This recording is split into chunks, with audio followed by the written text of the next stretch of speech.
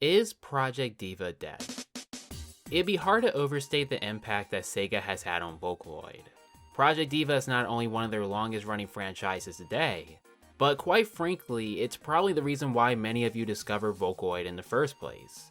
You could even say many producers owe their careers to the way that these games promoted their songs. But let's not forget how Sega even led the charge on Miku's first solo appearance. The first solo live performance of Hatsune Miku, Conscious Giving Day, was done in promotion for Project Diva 2nd.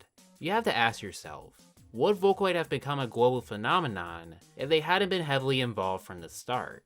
And yet, in the past 5 years, we've only gotten one major title in this franchise. That being, of course, 2020's Mega Mix on Switch. A game, mind you, I was so excited for, I even imported the special edition from Japan. This is a franchise that I have deeply loved for multiple years, and yet I barely touched this game. Don't get me wrong, it's a great investment if you don't own the other titles, but was 10 new songs, a couple new features, really worth a game that only came with half of the tracks of its predecessor? A thought occurred to me in that moment. Is this series going stagnant? I know many of you were happy to see the release of Mega Mix on PC, as you rightfully should. I mean, finally, an actual title on PC. Not to mention it has all the songs from Future Tone, plus the ability to change the graphics too?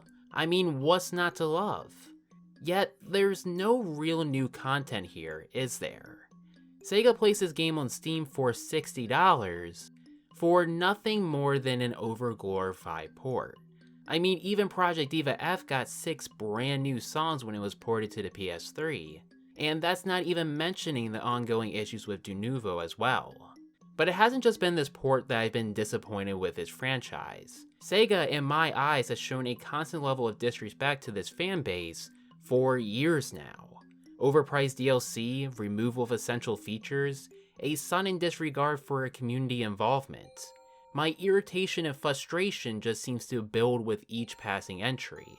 And you know, I always held the belief that I was a minority with this opinion, even scrapping a whole review of Mega Mix for that very reason. But seeing the growing frustrations of this community with each passing entry, I finally realized that enough is enough. Let's talk about Project Diva. I was a fan of this franchise well before it ever came overseas. Yes, I was one of those fools who bought a PSP and then imported the first 3 games over to the States. And quite frankly, I fell in love with them, thinking it was the coolest thing in the world just having rhythm games based around Vocaloid. One that I even cared enough about to show active support when Sega announced Project Diva F was coming to the West. When I found that out in 2013, I lost my mind. Sega at the time was just testing the market and made it a digital-only release, of course. But over here in the States, we somehow got lucky enough to get a physical release of the game. So you know what I did. I asked my dad to take me down to the nearest GameStop to pick up the only copy in that whole dang store. It was a different time back then. Thankfully, since then, Sega has given us more than enough Project Diva games over here in the West. In 2018, the series even surpassed the 11 million mark. In fact, from 2009 to 2016, there was 1 if not 2 titles coming out every single year in Japan. Honestly, at some point, I just hit a point of burnout and just stopped buying them entirely. And you know, doesn't this sound vaguely familiar, like we've been down this road multiple times before? Remember when Guitar Hero used to be everywhere during the 2000s and then it just vanished? I wonder what happened there. Oh right, because there was a point where Activision was releasing 6 of these titles in just 1 year. That's not even including their competition. It was a complete oversaturation of the market. Project Diva was never that bad, and it never will be, thankfully. But it wasn't just oversaturation that killed these franchises. It was a failure to innovate. It's certainly not hard to see every release in Project Diva as just slightly different modifications on the same existing concept. Sure, you can add a campaign or even a new game mode, but at the heart of it, if I'm still doing the same thing as before, how am I not going to lose interest? I started asking myself why for so many years do I keep picking out these franchises only to watch publishers run them into the ground. Why we as fans just watch them do it. But when you make your gameplay experience centered around something as simple and oddly specific as pushing a button in time with a beat, maybe the better question to ask is, can you? You go to any arcade today and sure you'll see plenty of different franchises in there, but what really separates a game like Taiko from a game like Future Tone isn't really unique gameplay opportunities. It's more in line with gimmicks, a unique twist on something you've already seen before. Sure, you can change plenty of aspects outside of this, adding a story, changing the music, or even the environment, but for most people, this won't be enough to dedicate them to a franchise. Because what draws dedication from an audience more than anything else is evolving gameplay. Look at a long-standing beloved series like The Legend of Zelda. Sure, these games are bound by concepts and characteristics like any other franchise. Every game will star a hero, you'll be given some quest in a foreign land, and it will be your job to conquer an evil larger than life. But none of these aspects are necessarily bounding a developer to what kind of gameplay experience they have to give me. Yes, you can argue in each of these games I'm still cutting down that boss with a sword, but the thing is, for a Zelda game, that's just a small part of what makes up that entry. If I want the player to explore an open world, then I can do that. If I want them to walk through a linear dungeon, travel an open sea, heck even take that sword away from them entirely, it's fine as long as it still carries the foundation that the series was built on.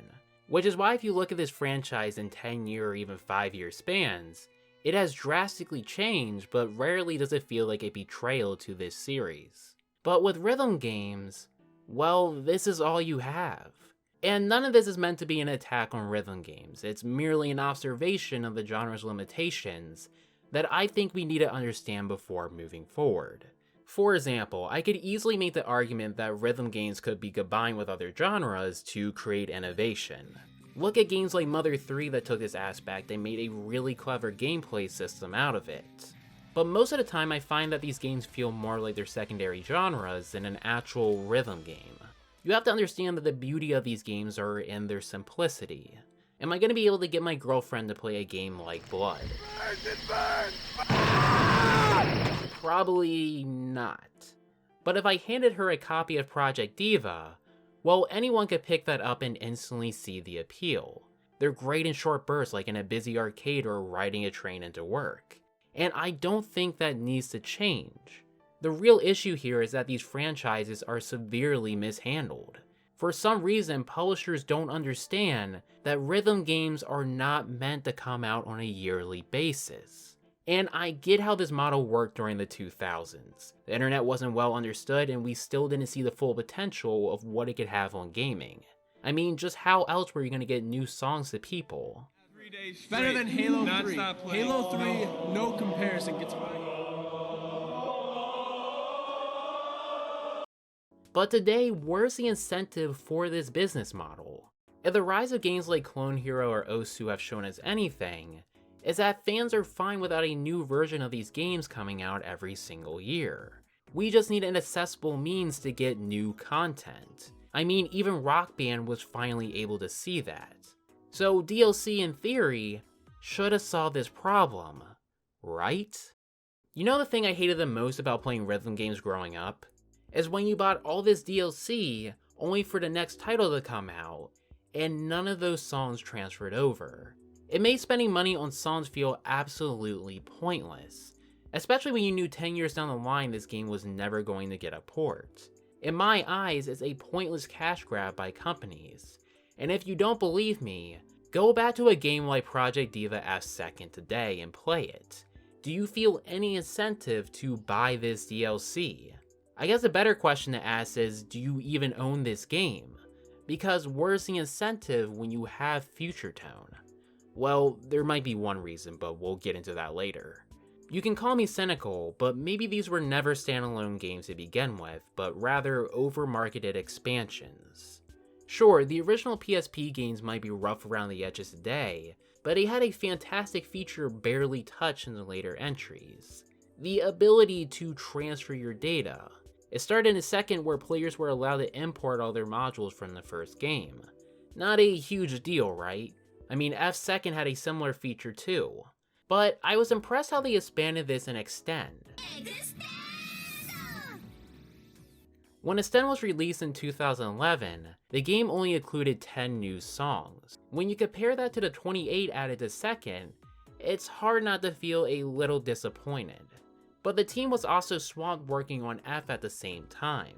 So to make up for that, they allowed you to import all your data from Second. Yes, that means songs, costumes, and even DLC.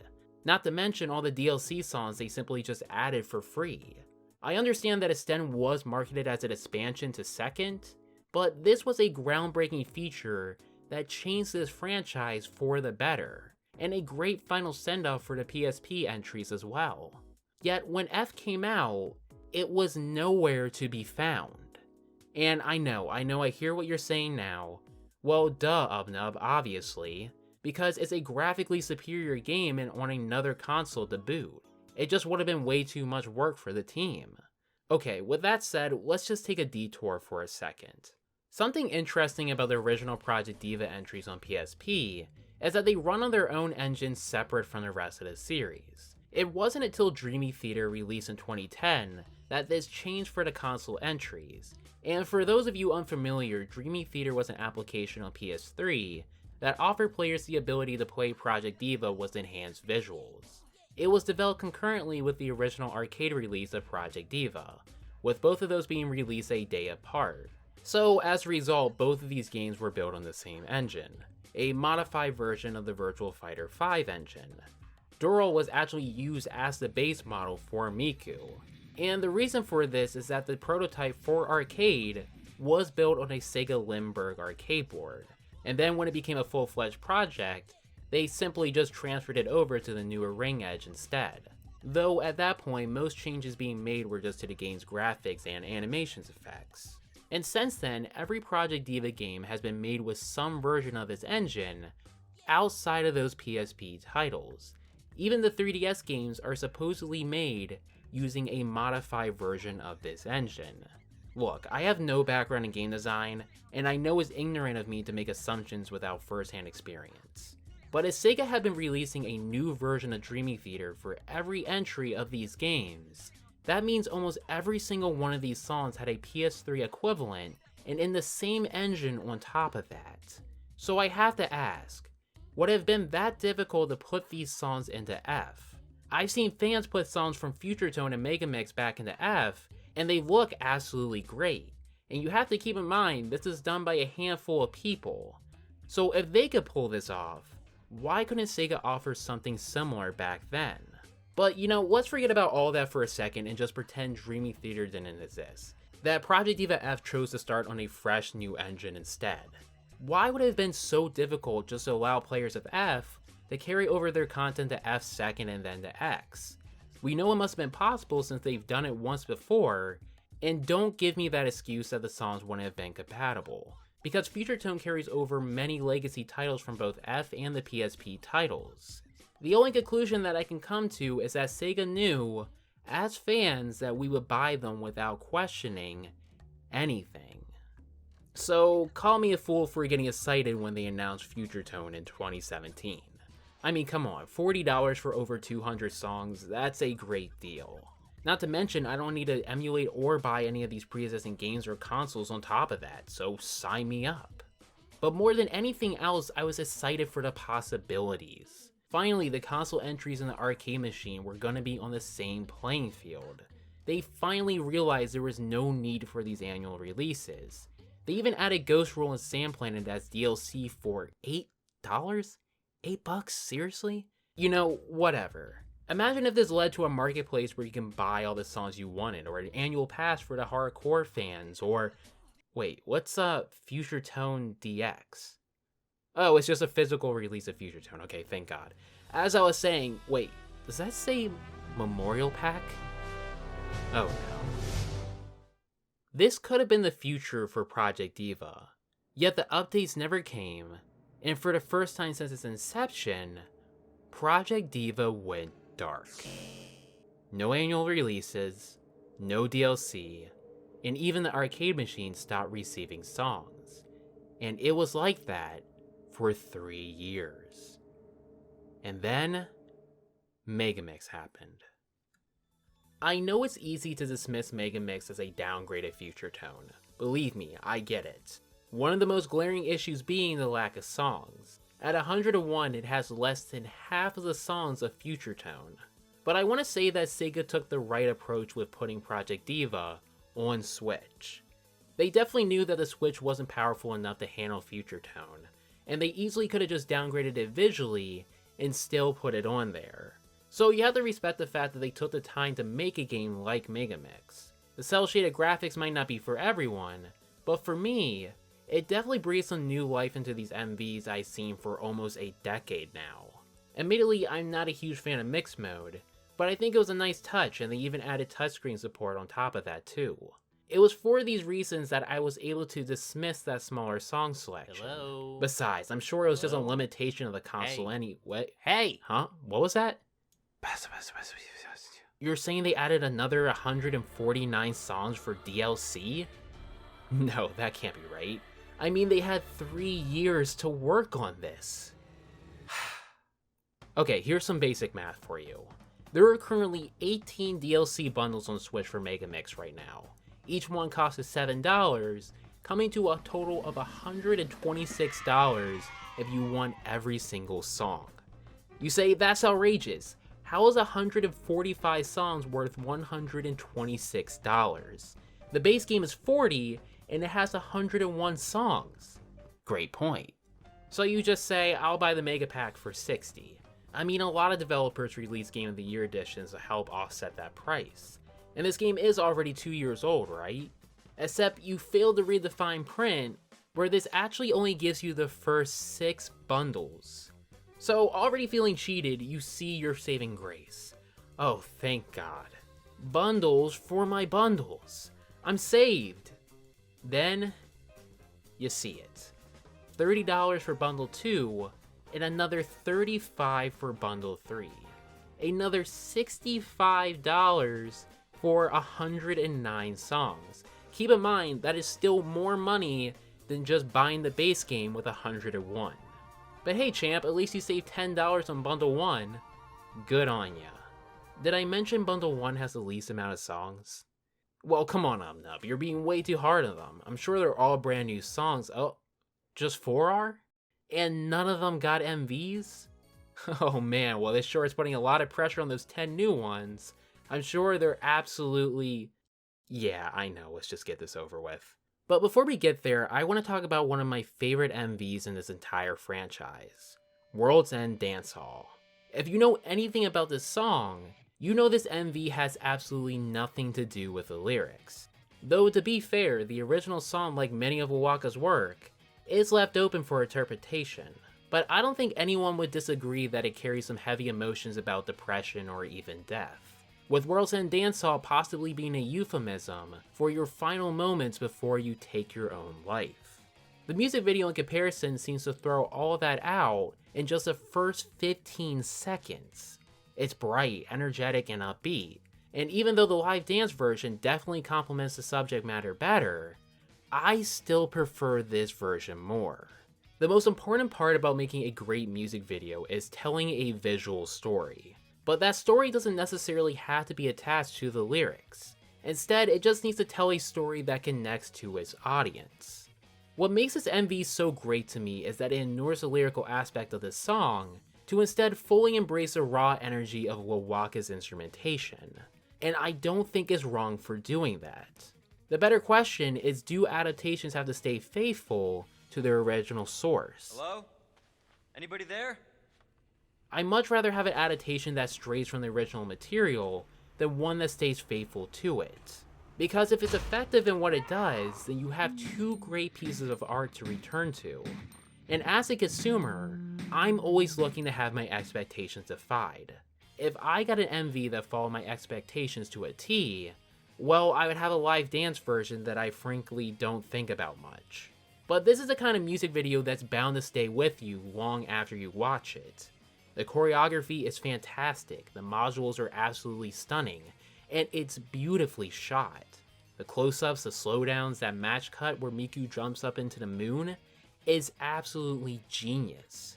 And I love the fact that this MV is not just restricted to one environment either. They easily could have just left it in these alleyways, but chose to tell a whole second story visually by including the buses and the stadium.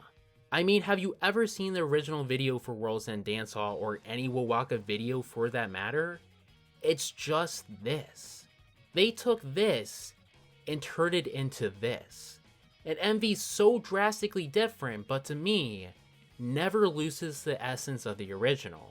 And need I remind you that most players will never have the chance to take all of this in?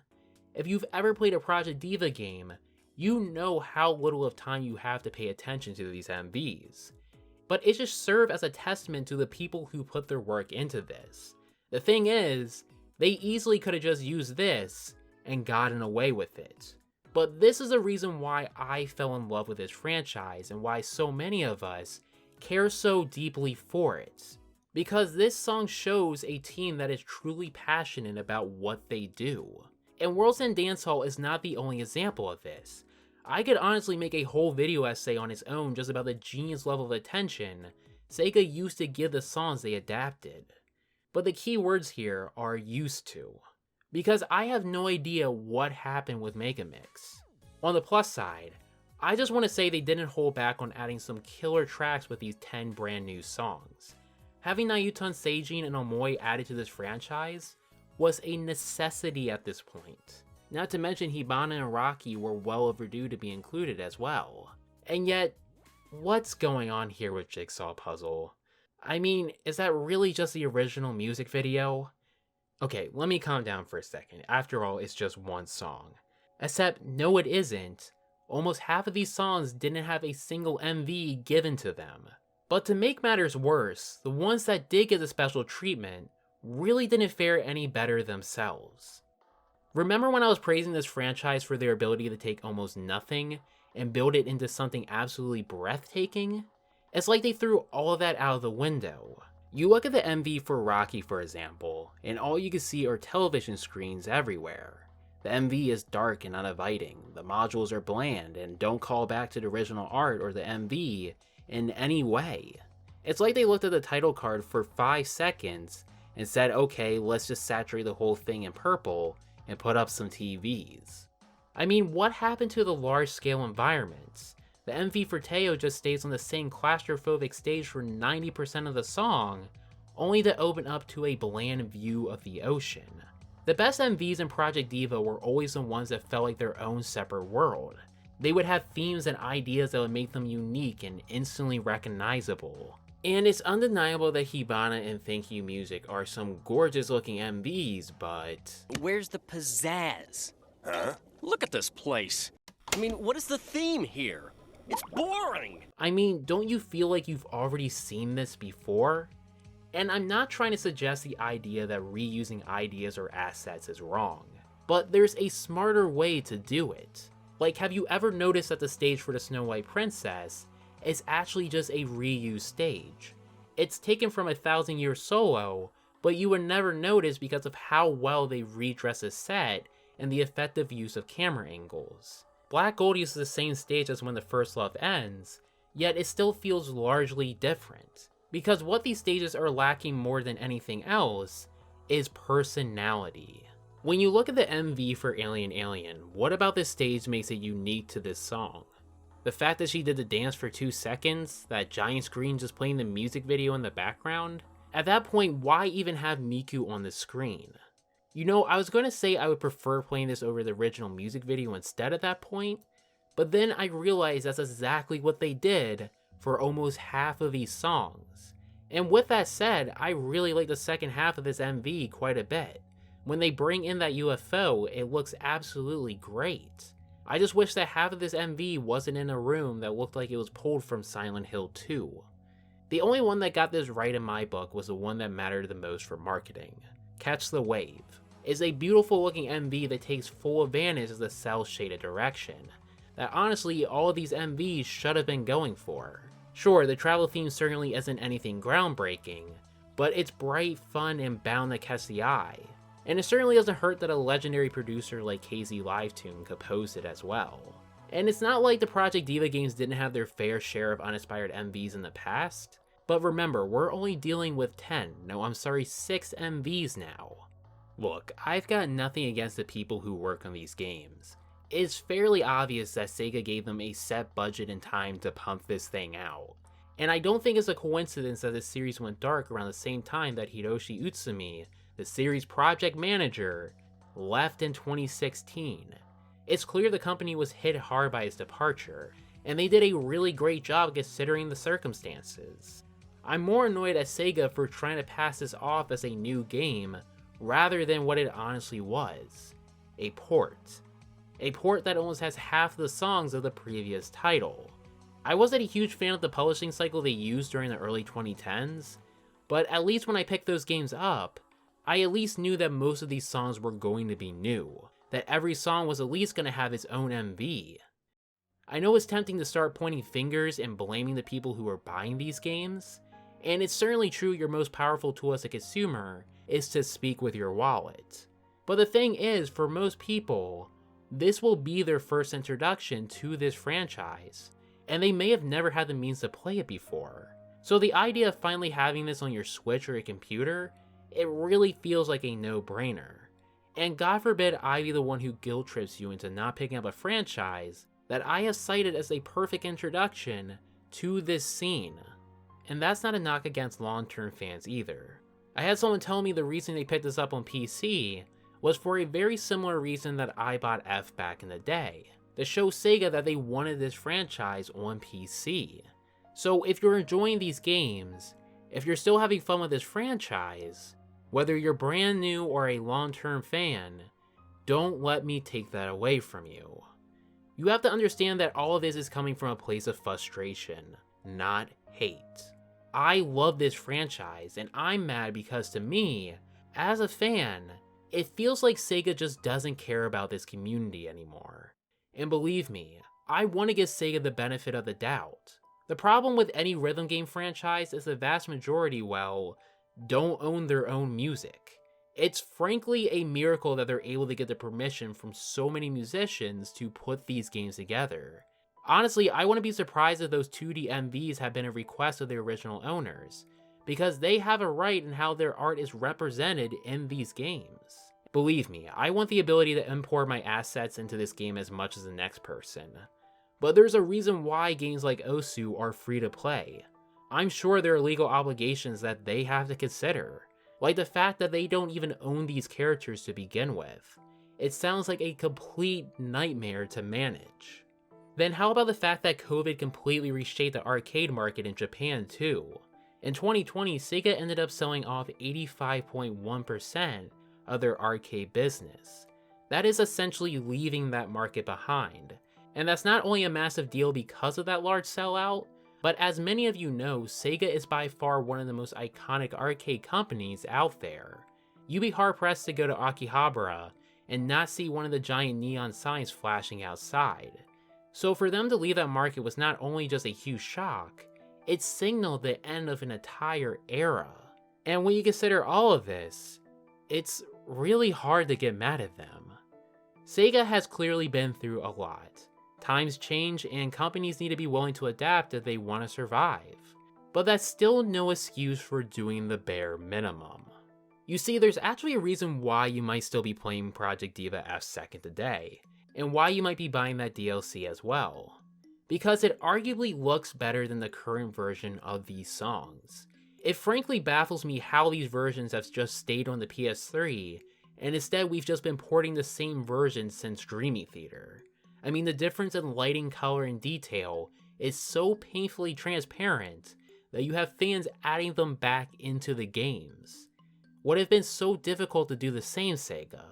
Then you get into the issue of reused choreography, where the choreography from the concerts is simply taken and then reused for the games. And again, I have no issue with reusing assets, but the issue with reusing animations like this is that there's very little interaction between the characters and their environments. It makes the MVs feel shallow, generic, and just plain empty. And when you're spending this much money for songs, that should never be the case. but if you were paying attention, you could have seen these cracks forming years ago. Take Project Diva X for example. This was the first entry in the series that I personally noticed that things weren't quite the same anymore, and it only took one MV to do it, Miss Pumpkin's Comical Dream. I want you to pay attention to how this MV ends.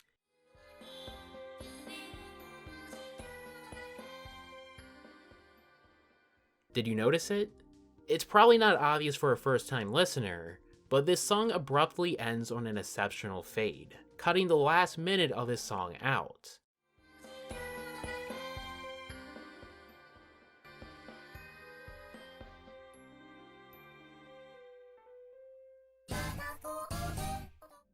The first time I played this, I was frankly just shocked how this was even allowed. Maybe it's passable for someone who doesn't know the song, but even after one listen of the original, it's hard not to find this jarring. It just came off as so unprofessional and disrespectful to the artist who painstakingly made it. And I really don't think they did this because the song was too long either. For example, Sand Planet also made by Hachi was put in its entirety, and that's only 17 seconds shorter. I honestly think they just did it because the slow sections of this song didn't really work well for making an engaging map. But if that's the case, why not choose a song like Rine instead? And I'm sure some of you will say, well, what choice do they have? They possibly couldn't just cut sections out. They hadn't been doing it before, and they certainly shouldn't now. That would be even worse. But the thing is, they have. They've been doing it for years. But you could always tell that it was done by someone who never wanted it to come to that. That it was a painful effort to stay true to what the artist had intended. Puzzle, for example, had almost a full minute cut from it as well, but instead of just butchering the ending, they carefully removed one of the verses and cut down the bridge. The result is a song with a seamless transition. Am I happy necessarily that they did this to the song? No. But the difference between these two songs is that you could tell one was done by someone trying to meet a deadline, while the other was done by someone who never wanted it to come to this. Project Diva X is certainly a Project Diva game, but it is a shell of what this franchise used to be. Like, what happened to the bonus events during Chance Time? Remember when Sega used to have an edit mode for these games where you can make your own custom PVs and charts? They even held contests for fans to make their own custom MVs, which were then included in the game. Here are a couple of examples. Why was that taken away?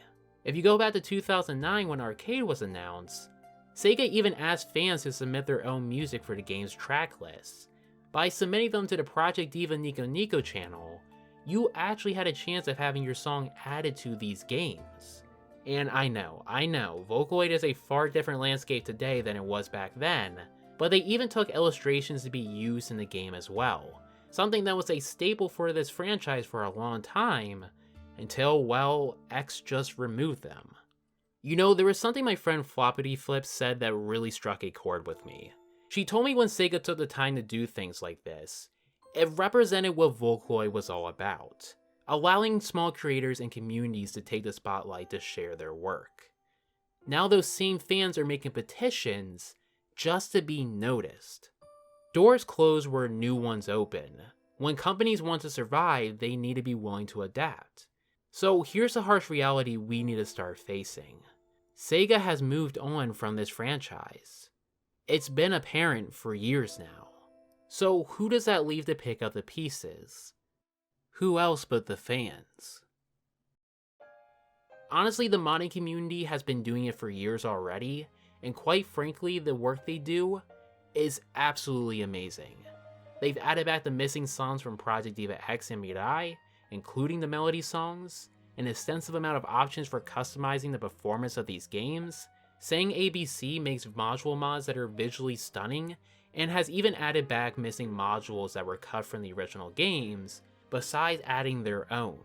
There's apparently even a lock on the song limit for Megamix that, thankfully, the community has found a workaround for. But here's the catch.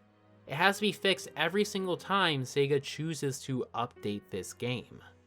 Few of these people are paid for the work they do. More than likely, they'll never be given the recognition they deserve in this community. But they do this because they love this franchise and the community surrounding it. So if fans want to be the ones that pick up the pieces, I have to ask Sega, why stand in their way? At least provide an explanation. I'm not saying you need to stay with this franchise if Colorful Stage is making you loads more money, but at the bare minimum, at least provide some sort of mod support if you're going to exploit a loyal fanbase like this. Is Project Diva dead? No, here's a better question.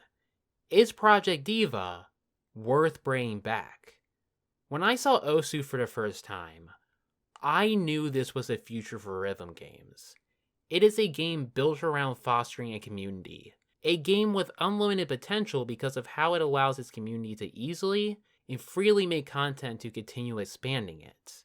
It reminds me of the impact that programs like Miku Miku Dance or Utau had on Vocaloid, and how minimum that would have been if they'd been anything other than freeware.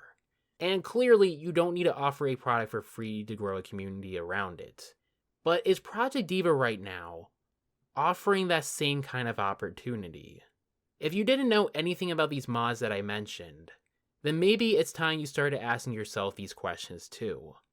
Because when I see a modding community fighting an uphill battle, essential features being removed, and overpriced ports, I don't see it. I can't see a future for this franchise, and that's what scares me the most. That we've hit a wall, or we're coming close to a breaking point.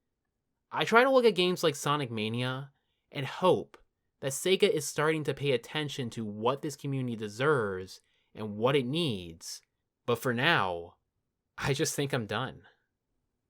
Thanks for watching.